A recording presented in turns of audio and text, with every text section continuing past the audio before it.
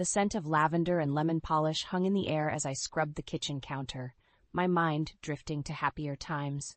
Times when Alice's laughter filled this very room, her pigtails bouncing as she chased her father around land.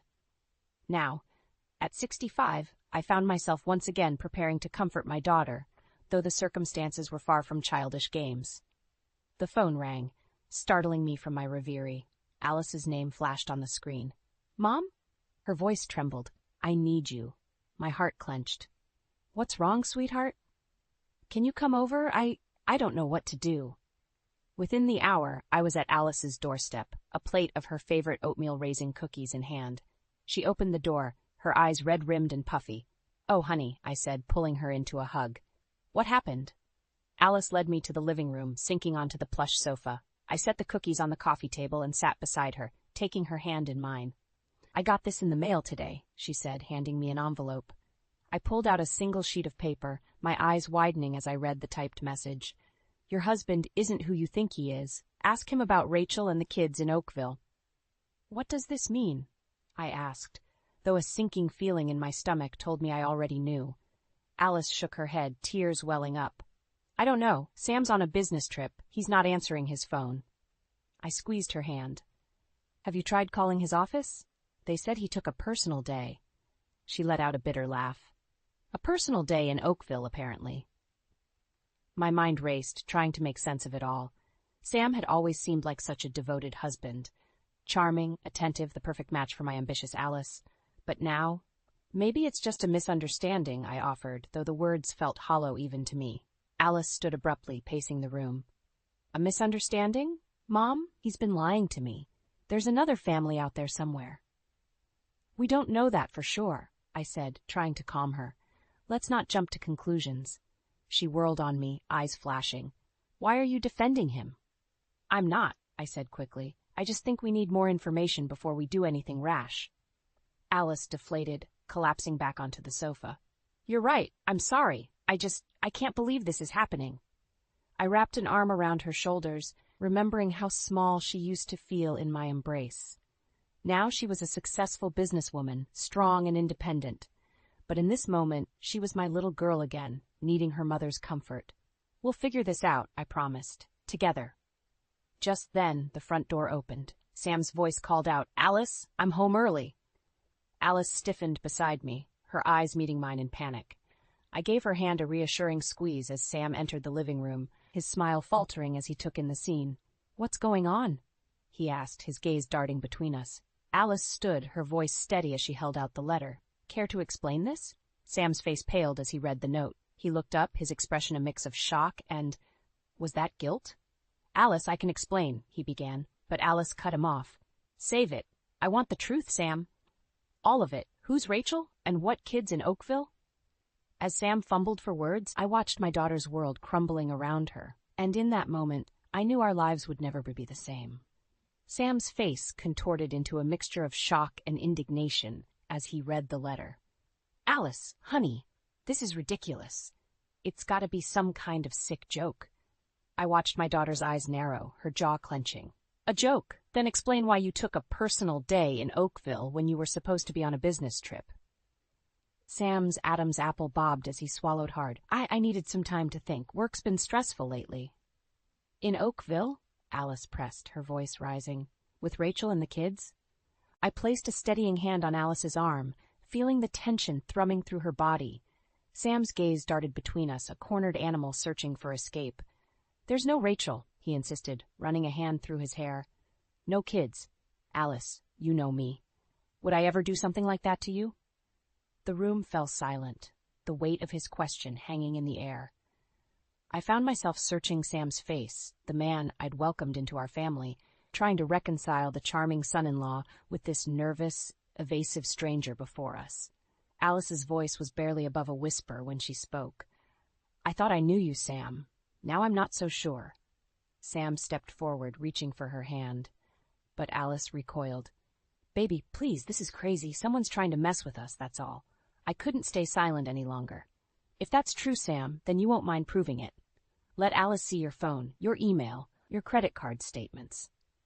His eyes widened, a flicker of panic crossing his features before he masked it with indignation. Lola, with all due respect, this is between me and my wife. Don't you dare, Alice snapped.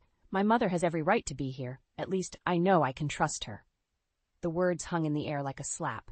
Sam's shoulders sagged, and for a moment I almost felt sorry for him. Almost. Fine, he said, fishing his phone from his pocket. Here, look through it.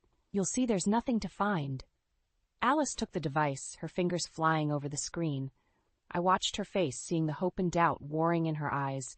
After a few minutes, she looked up, her expression unreadable. There are no texts or calls to or from anyone named Rachel, she admitted. But there are a lot of calls to a number with no name. And your email password has binged recently. Sam threw his hands up. The unnamed number is a client, Alice, and I change my passwords regularly for security. You know that. I stepped in, my voice gentle but firm. Alice, honey, I think you need some time to process all this. Why don't you come stay with me for a few days? She doesn't need to leave her own home, Sam protested, but Alice was already nodding. I think that's a good idea, Mom, she said, her voice thick with unshed tears. I'll pack a bag. As Alice disappeared upstairs, I turned to Sam. I hope, for everyone's sake, that you're telling the truth. But let me be clear. If you've hurt my daughter, there will be consequences. Sam's face hardened. I've done nothing wrong, Lola, and I don't appreciate these accusations. Before I could respond, Alice returned, overnight bag in hand. The sight of her, so lost and vulnerable, broke my heart. I'll call you, she told Sam, not meeting his eyes. I need some space to think.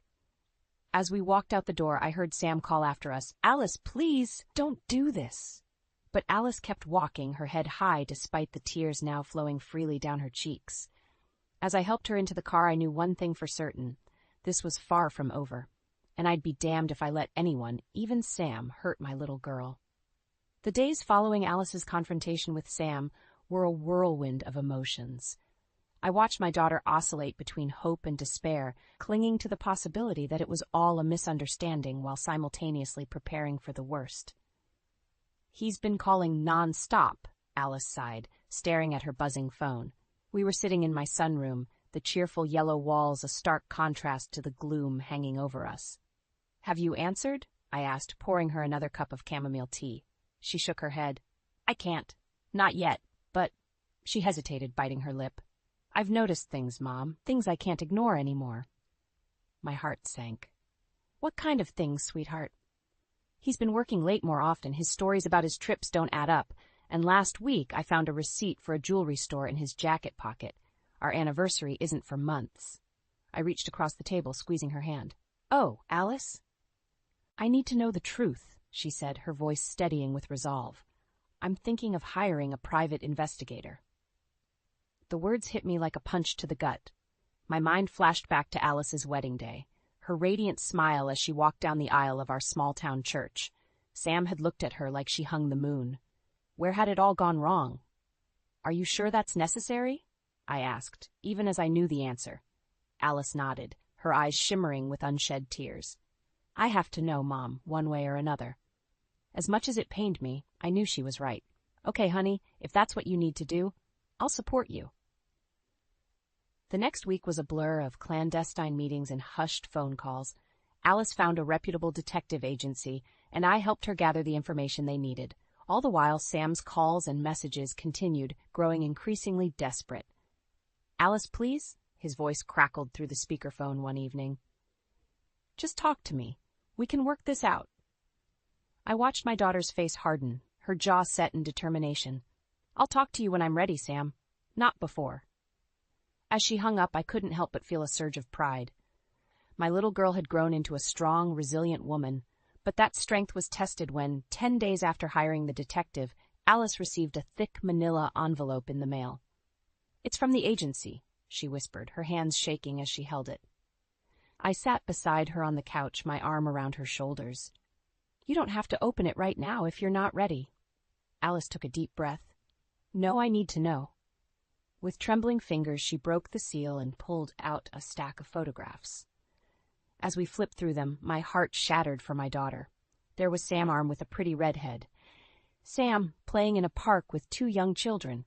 Sam kissing the woman on the front porch of a quaint suburban home. Oh, God, Alice choked out, the photos slipping from her grasp and scattering across the floor. I pulled her close, feeling her body rack with sobs. I'm so sorry, sweetheart. I'm so sorry. As I held her, my mind raced. How could Sam have done this? How could he have built an entire secret life while married to my daughter? Alice's sobs gradually subsided, replaced by an eerie calm. She pulled away, wiping her eyes, and I saw a steely glint in them that I'd never seen before. Mom, she said, her voice steady despite the tear tracks on her cheeks. I need your help. We're going to make Sam pay for what he's done. In that moment, looking at my daughter's determined face, I realized that our ordeal was far from over. It was just beginning. And God help Sam when Alice was through with him.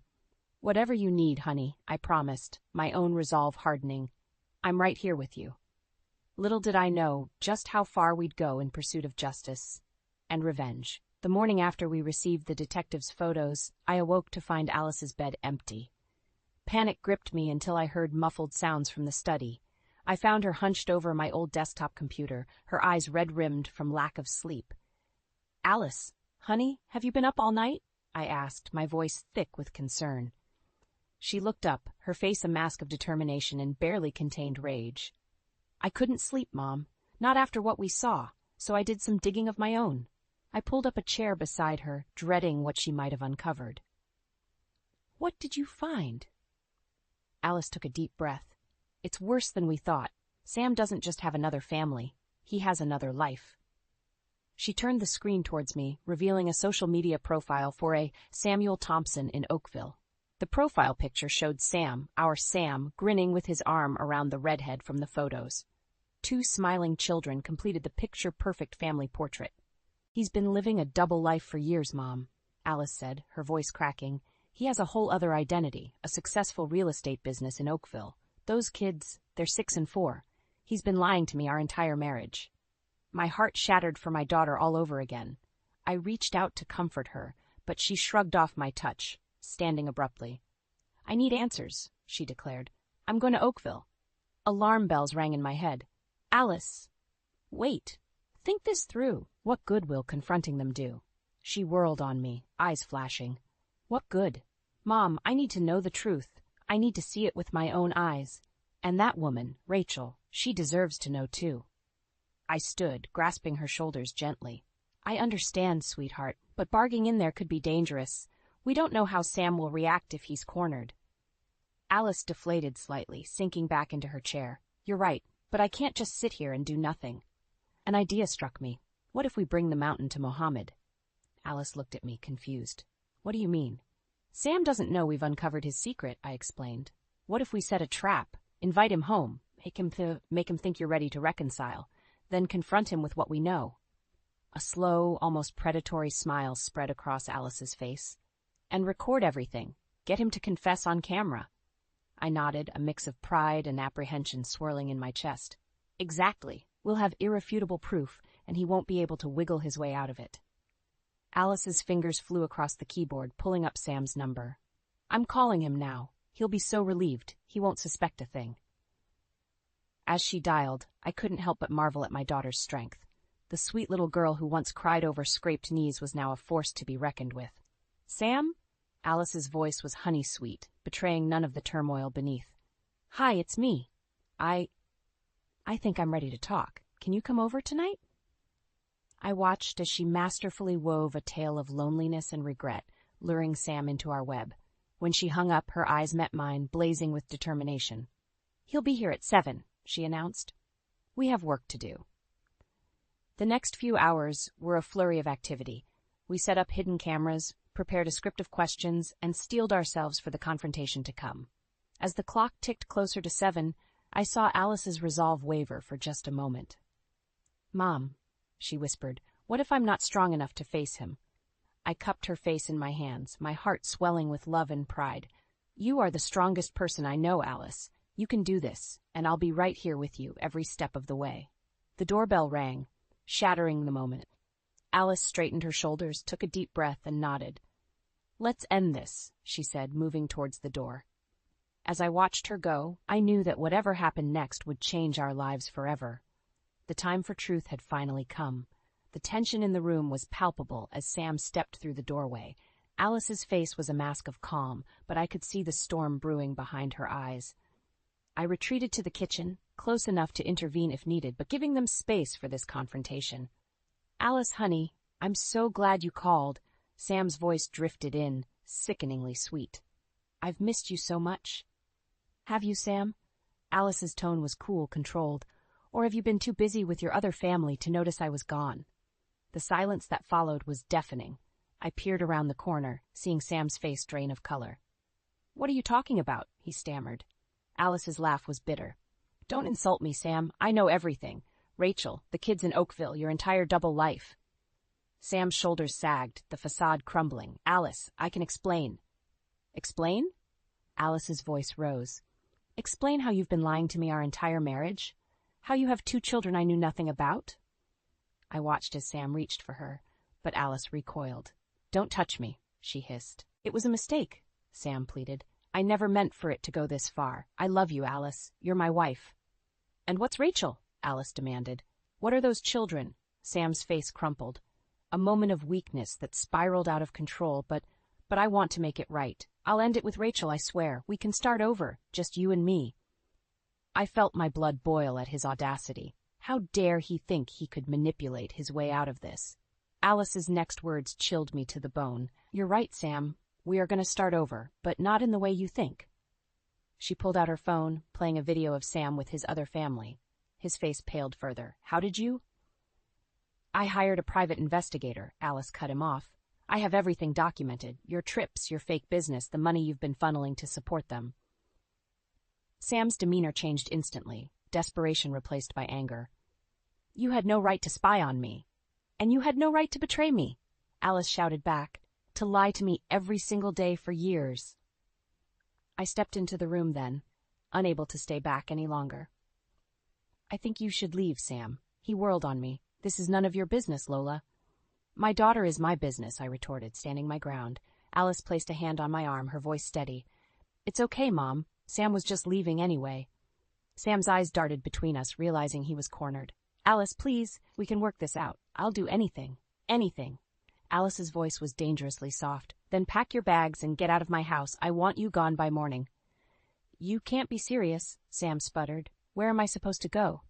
Alice's smile was cold. "I hear Oakville's nice this time of year." With that, she turned her back on him, effectively dismissing him. Sam stood there, mouth agape, before storming out, slamming the door behind him.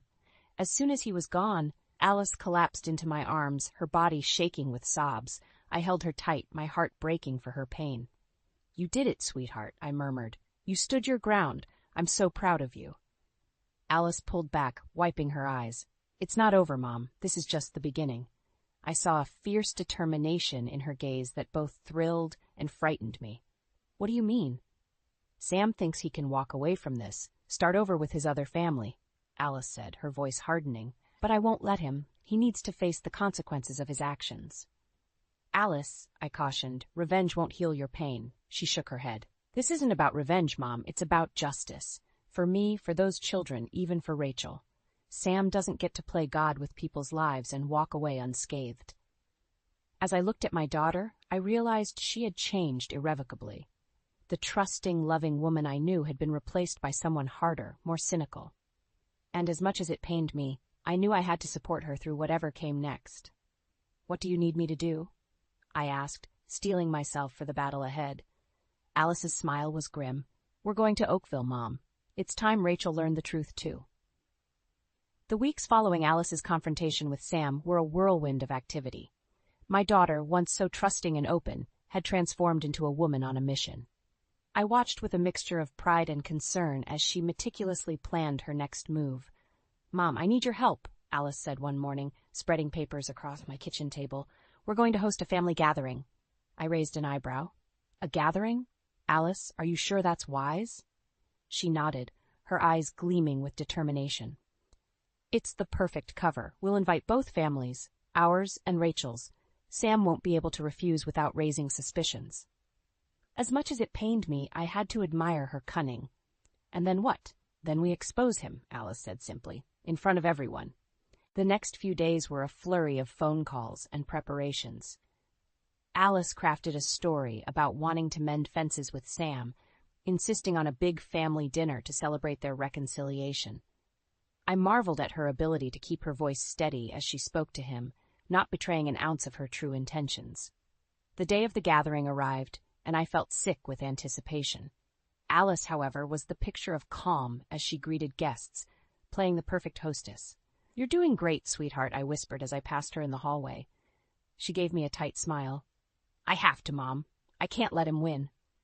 As the house filled with chatter and laughter, I kept a watchful eye on Sam. He seemed nervous, constantly checking his phone and glancing at the door. When the doorbell rang again, he visibly tensed. Alice answered it, and I heard her cheerful voice. "Rachel, I'm so glad you could make it. And these must be the kids. Come in, come in." The room fell silent as Rachel entered, confusion etched on her face. Sam's other wife was pretty, with kind eyes that now darted around the room uncertainly. 2 children clung to her legs, sensing the sudden tension. Sam stood frozen, his face ashen. "Rachel, what are you doing here?" Before Rachel could respond, Alice stepped forward, her voice ringing clear. "I invited her, Sam. I thought it was time our families met, don't you?" The silence that followed was deafening. I watched as understanding dawned on Rachel's face, quickly followed by horror and anger. "Sam," she choked out, "what's going on?" Alice's voice was steel. "Why don't you tell her, Sam? Tell everyone how you've been living a double life, how you have 2 wives, 2 families in 2 different states." Gasps and murmurs filled the room. Sam's parents looked shell-shocked, while his sister burst into tears. Rachel stumbled backward, clutching her children close. "Is this true?" she demanded, her voice breaking. Sam's eyes darted wildly around the room, like a cornered animal.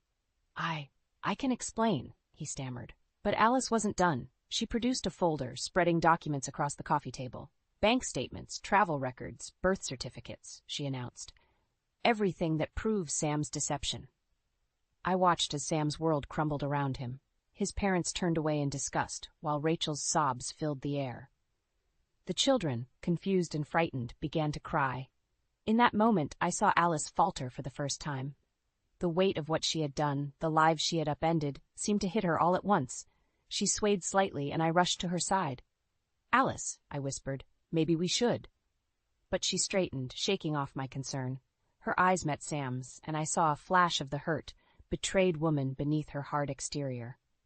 "It's over, Sam," she said, her voice barely above a whisper. "You've lost everything." As chaos erupted around us, Rachel's angry shouts, Sam's desperate pleas, the confused cries of family members, I held my daughter close. She had won, but at what cost? The reckoning had come, and none of us would ever be the same. The aftermath of Alice's revelation was chaos incarnate. Shock waves rippled through the room as Sam's duplicitous life lay bare for all to see. I watched, heart-pounding, as the scene unfolded like a car crash in slow motion. Rachel, Sam's other wife, stumbled backward, her face a mask of disbelief and horror. How could you?" she choked out, tears streaming down her face. Sam, pale and sweating, looked frantically between Alice and Rachel. "I can explain," he stammered, but his words fell flat in the charged atmosphere. Alice stood firm, her voice steady despite the trembling I could see in her hands. "There's nothing to explain, Sam. The evidence speaks for itself." As if on cue, Sam's parents stepped forward, his mother's face contorted with anger and shame. "Samuel James Henderson," she hissed, "how dare you bring this disgrace upon our family?" The room erupted into a cacophony of voices, accusations, questions, and cries of disbelief. I moved to Alice's side, ready to support her if needed, but she remained resolute. "Everyone, please," Alice called out, her voice cutting through the noise. "I know this is a shock, but there's more you need to know." She produced a stack of financial documents, spreading them on the coffee table.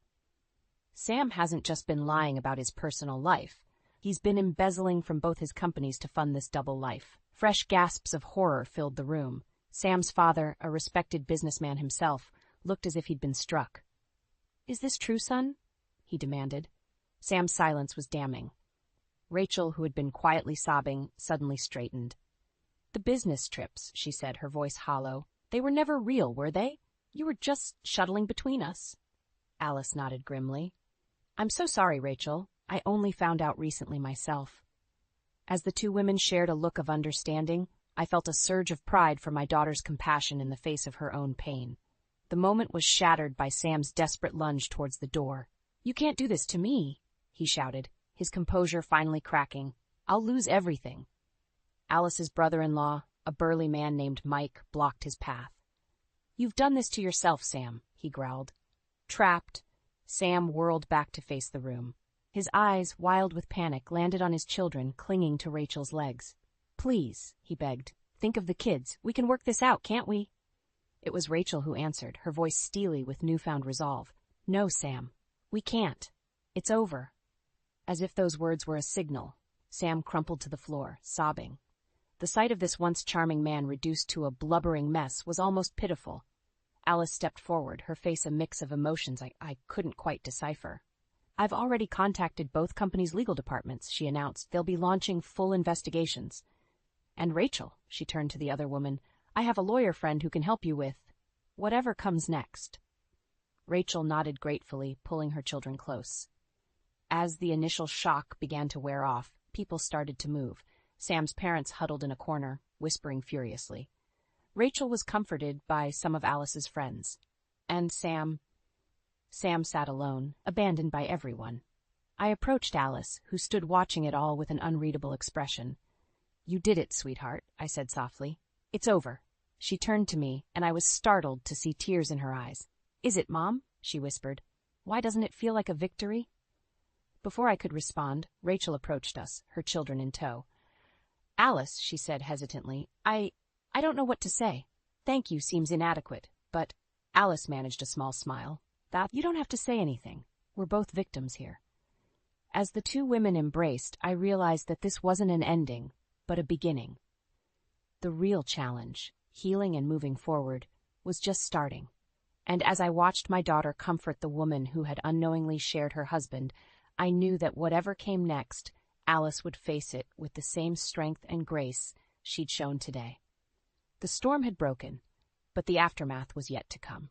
The weeks following Sam's exposure were a whirlwind of legal battles, emotional upheavals, and unexpected alliances. I watched my daughter navigate this storm with a grace and strength that both awed and worried me. One crisp autumn morning, Alice called me over to her house. As I entered, I found her sitting at the kitchen table with Rachel, heads bent over a stack of papers.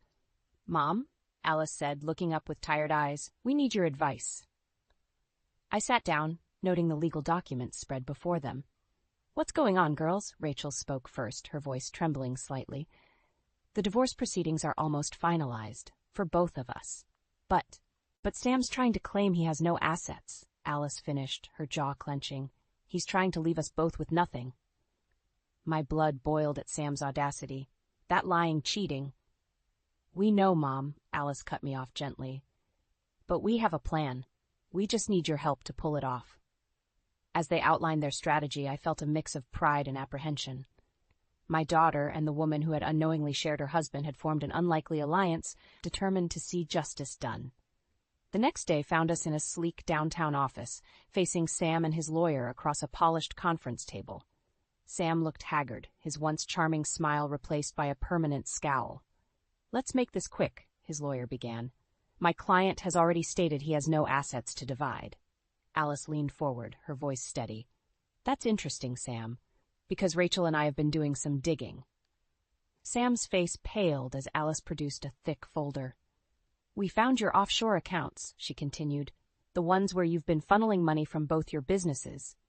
Rachel chimed in, her quiet voice carrying a newfound strength. "We also uncovered the property you bought in the Cayman Islands, the one you thought no one knew about." Sam's lawyer sputtered, but Alice wasn't finished. "We're prepared to turn all of this over to the authorities unless you agree to a fair settlement for both of us." The room fell silent as Sam's world crumbled around him once again. His lawyer whispered urgently in his ear, but Sam seemed beyond hearing. "How?" he finally croaked. "How did you find out?" Alice's smile was cold. "You underestimated us, Sam. Both of us. That was your biggest mistake." What followed was a flurry of negotiations, with Sam and his lawyer fighting a losing battle. By the end of the day, both Alice and Rachel had secured fair settlements, ensuring financial stability for themselves and Rachel's children. As we left the office, I saw Alice sag slightly, the weight of the past months finally showing. I wrapped an arm around her shoulders. "It's over, sweetheart. You did it." She looked at me, tears shimmering in her eyes. "We did it, Mom. I couldn't have gotten through this without you." Rachel approached us, her face a mix of exhaustion and relief. "Alice, I don't know how to thank you." Alice surprised me by pulling Rachel into a hug. We helped each other. That's what matters. As I watched these two women, both betrayed by the same man, find strength in each other, I felt a surge of hope for the future. Months later, we gathered for a small celebration at Alice's house. Rachel and her children were there, along with close friends who had supported us through the ordeal. As I looked around the room, I saw smiles where there had once been tears, laughter where there had been pain. Alice clinked her glass, calling for attention. "I want to make a toast," she said, her voice strong and clear, "to new beginnings, to unlikely friendships, and to the strength we find in ourselves when we're tested." As glasses were raised and cheers echoed, I felt a profound sense of pride. My daughter had faced her darkest hour and emerged not just victorious, but compassionate. She had turned a tale of betrayal into one of resilience and hope. Looking at Alice now, surrounded by love and support, I knew that whatever challenges life might bring, she would face them with the same courage and grace she'd shown throughout this ordeal. And I would be right there beside her, every step of the way. The storm had passed, and in its wake, we had all been transformed. As the evening wound down and guests began to leave, Alice caught my eye across the room. Her smile, bright and genuine, told me everything I needed to know. We had weathered the storm, and we were stronger for it.